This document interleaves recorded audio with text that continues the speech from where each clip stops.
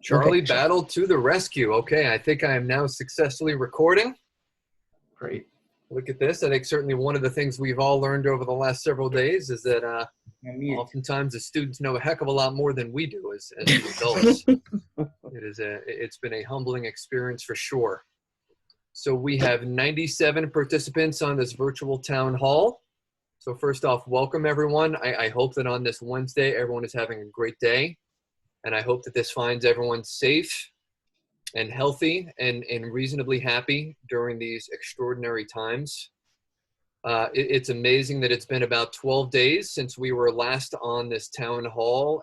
And I have to say, I mean, from my vantage point, I think our launch of the remote learning has gone better than my wildest expectations. So kudos, round of applause, pats on the back to all of our teachers and our incredible students. So nicely done. What do I want to do this afternoon? Really just a couple things. One, again, I just want to err on the side of being perhaps overly communicative. That's why I wanted to have this town hall. We've been seeing your kids an awful lot and wanted to make sure that as parents, that you were feeling like you were in the know, you knew what was going on, and then certainly just fill you in on some of the work that we've been doing and answer any questions or concerns that you might have about what you're seeing. Wanted to go through some of the survey feedback, and thank you so much for those of you who were able to take the survey last Friday. That was very, very helpful. And then from that, just wanted to share some of the adjustments that we've made. So we'll be hearing from Justin King on some of the Zoom security updates that we've done. And then also from Jen Aitken on some of the scheduling enhancements that we've made. And then, given just the timing of the year, even though it's April 8th and we've been consumed with the here and now, also just want to make sure that you folks are aware of some of the planning that we are doing for the 2021 school year. And then we will wrap up with a little Q&A. Sound good? Sounds good. So what I'm going to do, I'm just going to quickly share my screen. I'm obviously not going to share all of the results that we got from the survey, but this was just a quick snapshot of who took the survey. And students, I was pleased that so many of you took it, although I wish that number was a little bit higher. So majority students, some of you parents, and then some of the faculty and staff. And then I've gotten good with surveys. It's important, I think, to look at kind of the 5,000-foot view. Obviously, some of the narrative feedback was very, very pointed. Again, overall, very positive, but also some constructive criticism. But I think if we look at this first question, just about how satisfied are you with distance learning at PCD so far, about 83% of our respondents said that they were either satisfied or very satisfied, number 4 and 5. And I think the 1s, 2s, and 3s, obviously not nearly as many. And I think that those folks, I hope that they're feeling better in light of some of the adjustments that we made, particularly with regards to some of the scheduling enhancements. And so just to give you a quick snapshot on those two pieces of feedback from the survey. I'll also say, just digging into it a little bit more, I think particularly in the middle school, there were some comments and concerns about there being too much homework. Ironically, in the upper school, there was the opposite, that there was not enough homework. So I know that in our faculty meeting on Monday, we had a pretty robust conversation about this and how can we make adjustments accordingly. I think in particular, a lot of the students were expressing that advisory time from 2:30 to 3, maybe there would be a better use of that time. Could we bump it up and maybe not meet every single day, which is something that Jen Aitken will talk about with regards to the scheduling enhancements.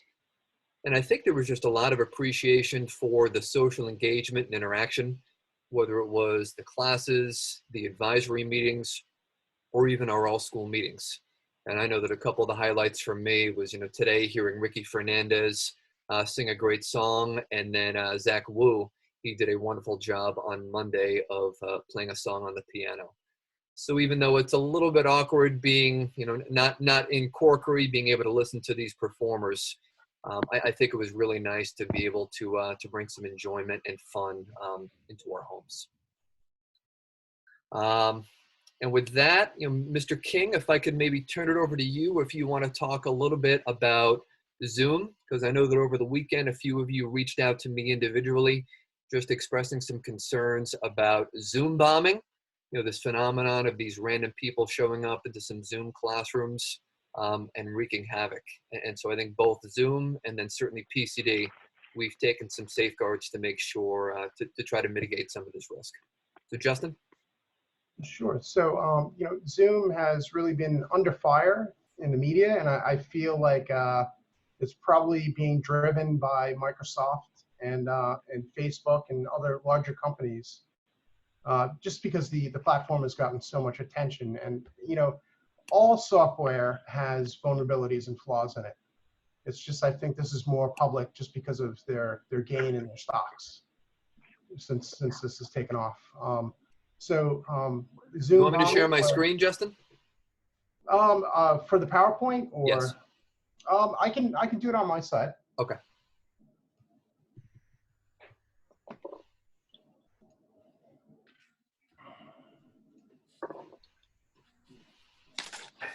Okay, so this is a breakdown of the security flaws that were identified in Zoom, and the first ones you're going to see are actually things that are being addressed now. So there's so the Zoom installer itself, other companies or groups are taking the installer and modifying it and adding in their own malware to the installer. So what you want to make sure is that when you download the Zoom installer, that you're downloading it directly from Zoom, and that should solve that problem. Zoom encryption, so your connection between the server and your students and the host, that has some vulnerabilities in it, and Zoom has announced that they will be patching it within the next week. I'm not really too concerned about that. The cryptography keys that are used to authenticate users, the servers are located in China, and they're expanding those servers to the US. Just because there's different privacy policies as far as how the government views your interactions online. So it's a good move for Zoom to move to the US. The Zoom software can be corrupted. That's another flaw. So you just want to make sure that you have an up-to-date antivirus on your computer. That'll stop that from happening. And make sure your Windows is up-to-date and patched. So Zoom bombing, this is the big one really right now. This has been addressed by Zoom. The other day, they forced all schools to have password-enabled rooms, so they're not open rooms, so you need a password to get in. And then also on top of that, our teachers should be using, and if they're not, they can contact me and we can walk through setting it up, using the waiting room feature, which puts people in a queue to be let into the room. So they have to be granted access by the teachers. So we won't have random people coming in or recording our classes. Sharing of personal data and with advertisers, that's actually been addressed by Zoom. They've rewritten their end user agreement. So that should not be happening anymore. There are plenty of other features that have been patched. So the stealing of Windows passwords from within Zoom, that's actually more of a Windows problem than a Zoom problem. But if you read about it in the media, it'll probably be focused on that it's a Zoom problem. But it's actually a Windows patch that went out to fix that. Same thing with the malware injection, and also with the iOS profile sharing. So these are kind of device level patches. They're not necessarily Zoom patches to fix these problems. Along with the backdoor for Mac. So all these items here that we're looking at now have been patched already. So Zoom is rushing to put out these updates along with working with Microsoft and Apple. The end-to-end, all of these are also patched also. So the end-to-end encryption for your phone, that's been patched. That was a vulnerability allowing people to hear what's going on or intercept your communications over the internet. Zoom meeting recordings can be found online. That's been patched, so the only person that can access that is the user that has access to that recording itself. Leak of email addresses and profile photos was patched on 4.8, and the meeting room flow was patched on 4.8 also. So I think that there is a move to address all of this. I don't think there's any reason to be concerned, especially since we are using the passwords for our rooms along with the waiting room feature. Does anyone have any questions? I don't know if that was too fast. I can share out this document with all of you if you want to look at it further. That'd be great. And maybe if you do have questions, you can just put it into the chat and then we can respond to it at the end. I know that one of the questions I got over the weekend was, is this going to mean that we're going to move to Google Meet or to another video platform? And in discussions with Justin and my leadership team, we really felt like between the precautions that Justin was taking and what Zoom was doing, that your children would be safe and we would stay with this platform. So Justin, sorry?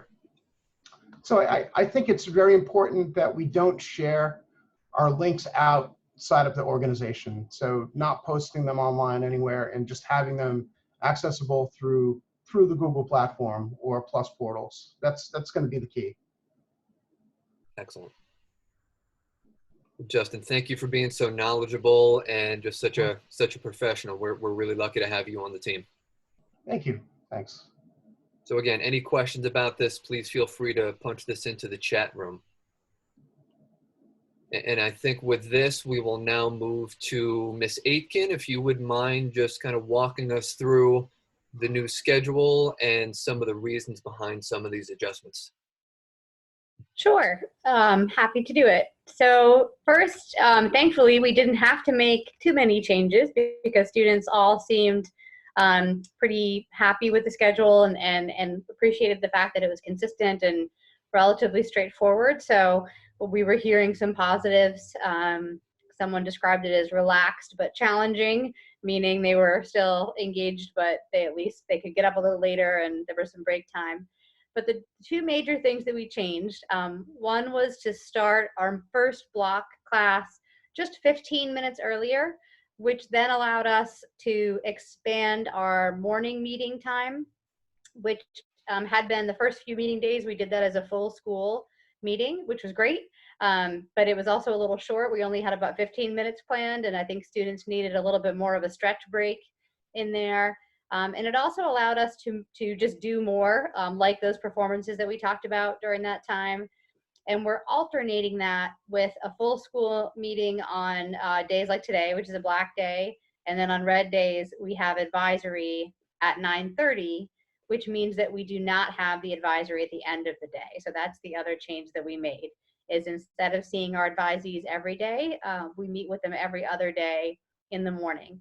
That left some flexibility at the end of the day. So if advisees needed to talk to teachers during office hours, they could, or if it was a beautiful day and they wanted to get some exercise, they could without worrying about getting back for a 2:30 meeting. So those are the bigger changes. And this is our second day of the adjusted schedule, and all seems to be going well so far. And we also plugged in some other meeting times. We started with a meeting block that just existed on black days, and we had faculty meetings the first couple, but today we had our first class meeting. Some of them were more business oriented, talking to seniors, for example, about senior projects. But I know Ms. Calitri had a scavenger hunt in one of their class meetings, so it's also an opportunity just to let them connect and have fun as a class. So that's Excellent. about it. Thank you, Ms. Aitken, appreciate it. We're not going to send out a survey this week. Just felt like, between the town hall and the fact that we just surveyed everyone last week, that maybe it would be a little bit, maybe overkill. We will plan on sending one out next Friday just to get a pulse on how things are going and if there are any adjustments that we need to make. Ms. Aitken, if I can again put you on the spot just to talk a bit about parent conferences that are coming up and then some of the planning that we are doing and parent involvement for the 2021 school year. Yes, so on the original schedule, we would have been seeing all of you on campus next week on Wednesday for parent conferences. So in the spring, typically families come in and meet with advisors in April to get a midterm update from teachers. We give you kind of a summary of how students are doing, but then we also talk about next year. So teachers will put together recommendations of the appropriate courses that we think would be the best fit for your students next year. And we have those conversations in April so that by the time the school year wraps up, we have a pretty clear idea of what next year is going to look like. With all of our transitions, we are still having conferences, but we are going to bump them by a week. So rather than next week, they will be the week after, the week of the 20th, I believe it is. And what we will be doing are Zoom conferences. And likely, we have not finalized this yet, but we likely will just let advisors make their own conference schedule because, as all of us know, we're being pulled in a number of directions at home, working, homeschooling, having all different, things that we are trying to manage at once. So our advisors will be reaching out to make Zoom appointments with you or phone appointments that week of the 20th. And again, you'll be talking about grades, how virtual learning is going so far, and also about next year's classes. Excellent. Thank you very much. At this point, that's really the agenda that we had right now. I would love it to open it up to a Q&A, and if you would rather at this point unmute yourself and just ask the question rather than type it into the chat bar, you certainly can.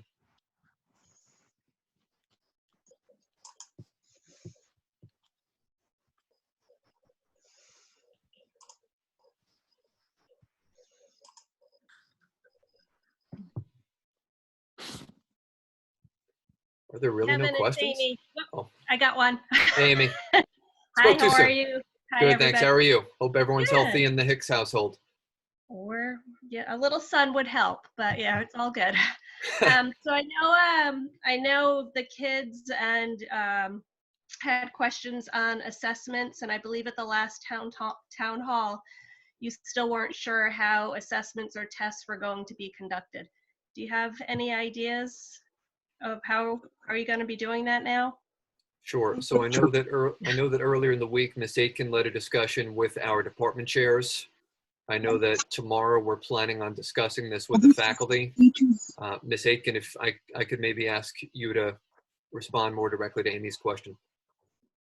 Sure. So I think, department to department, there doesn't need to be a whole lot of adjustment. So for example, English, history, some of the humanities classes, their assessments are still applicable online as they would be in the classroom because they're very writing intensive.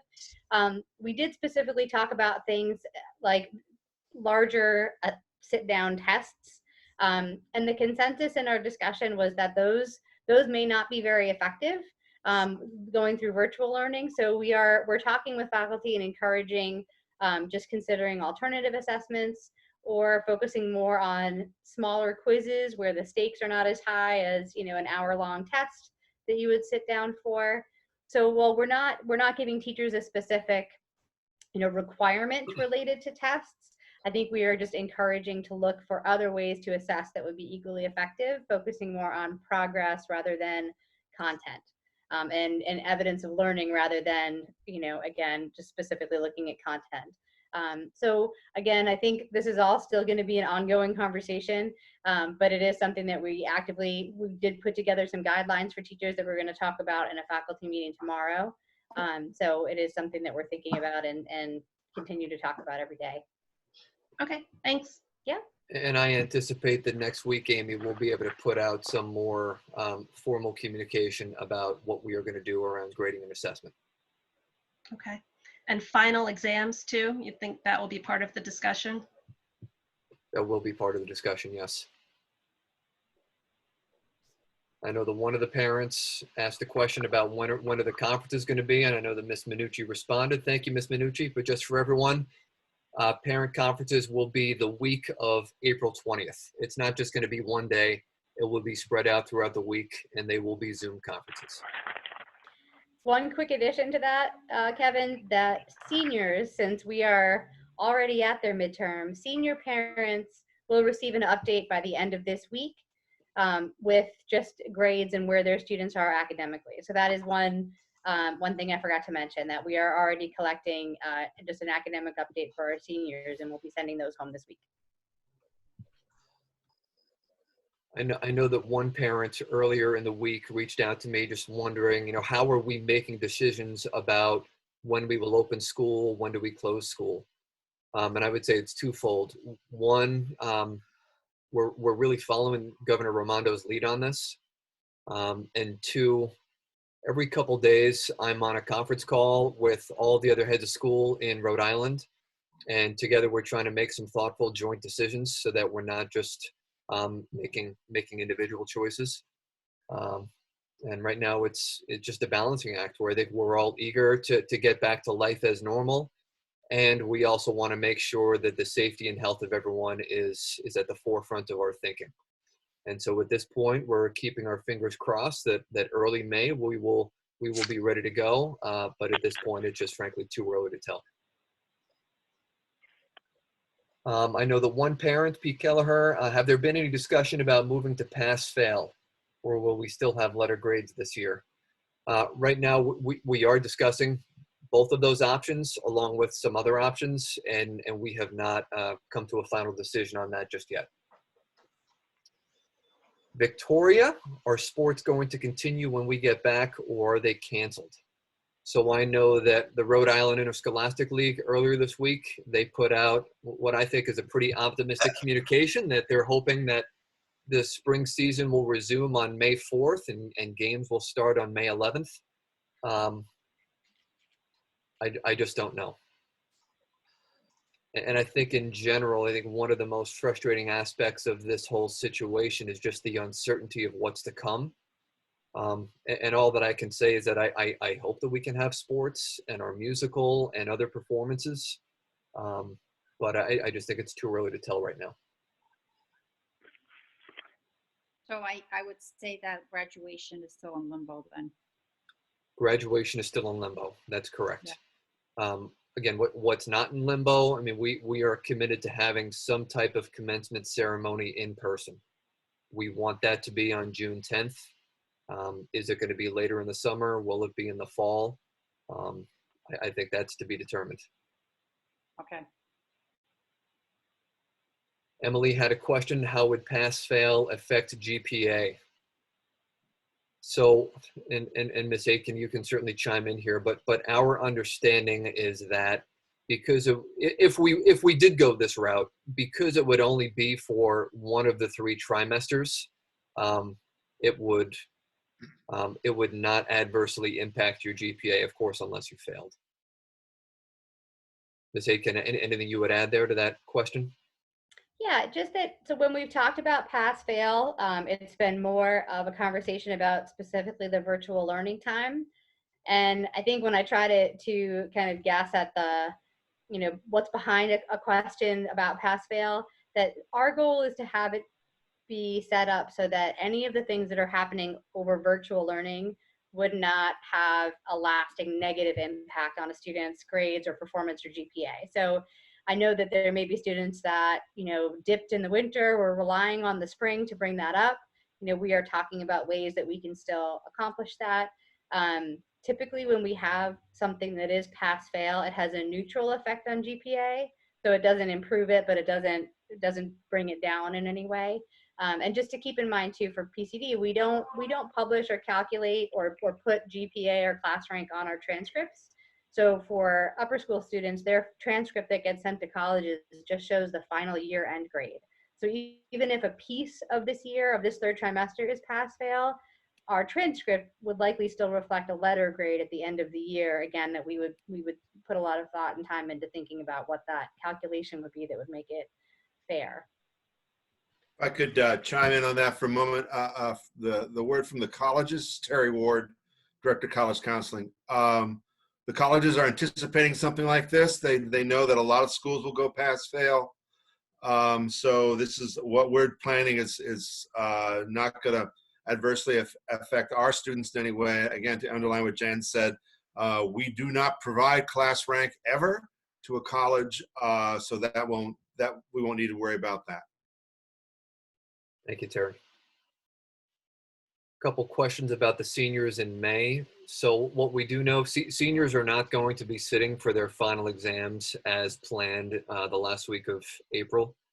I know that there were several of us led by Miss Rachel Donnelly, who's in charge of the senior projects, just yesterday trying to figure out how can we pivot and still have some sort of meaningful, unique learning experience for the seniors in May, even though we know that they're not going to be able to do their typical senior projects or internships.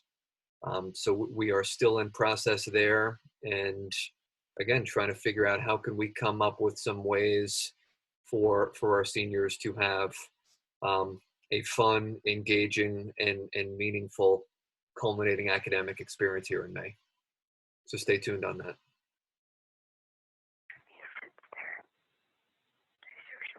And Kevin, we did talk to the seniors about that during our class meeting today. So Ms. Donnelly laid out some suggestions. I don't know if Ms. Donnelly's on the call and wants to mention that, but we did talk with them about it today too. So they got some options, and they have a Google form to fill out related to that. And I know that a number of those options came from a Google form that we had sent out last week. And all of this is to say, I mean, to some degree, we are building this as we're flying it, and we want input from a variety of different people, you know, particularly our students.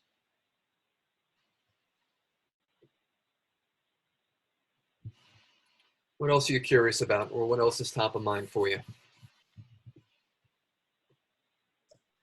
I do have a question.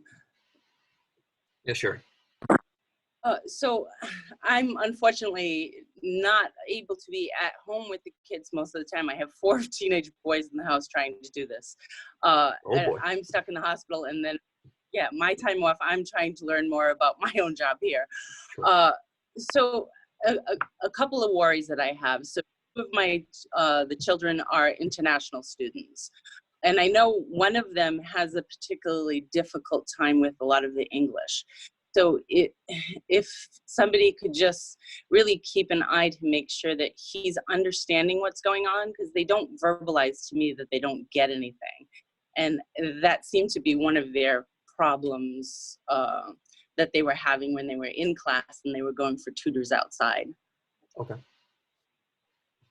And just to the teachers and the counselors, just to reach out to me on my phone if there's any issues, and I can address them when I get home.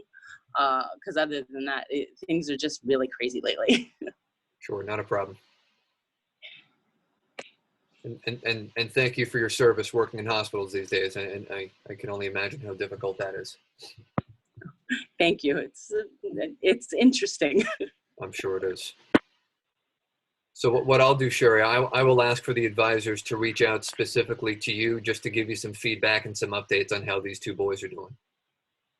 Okay, and when it comes to the conferences, I just have to be very flexible on when I can come in. I'm very fortunate that I could stay through the town meeting now, but I may have to run if something goes off here. So no problem. I'm sure the advisors will be able to work around your schedule. All right, thank you. Thank you.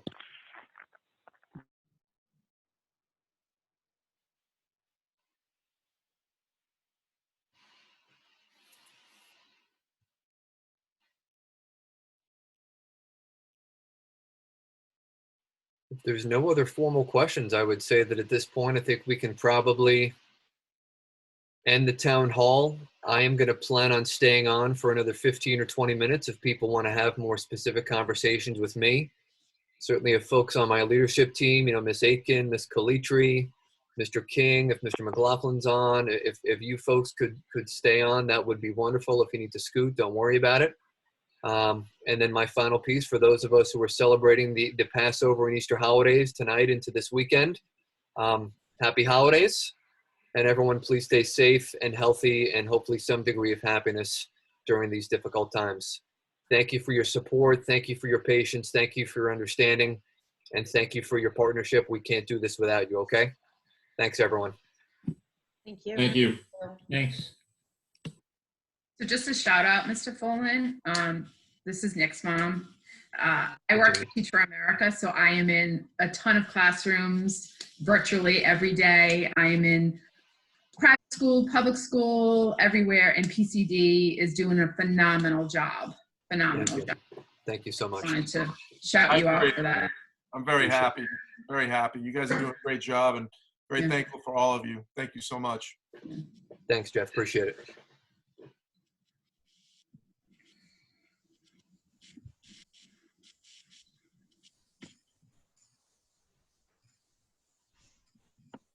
We'd echo that. Thank you. Thank you. You're welcome, David. Thank you, Kevin. I know that even Moses Brown has been following your lead. The first week for Brooke with online learning there was very little communication. We didn't really know what was going on. And all of a sudden, after hearing what PCD was doing, all of a sudden their complete schedules changed. They're now almost as interactive as PCD is. So thank you for being a leader and setting an example for other schools in the area that help just not only our kids at PCD, but the other kids in the community. Thanks, Sarah. Appreciate it. Always happy to help out, Moses Brown. Except in sports. Yes. Well, of course. Of course.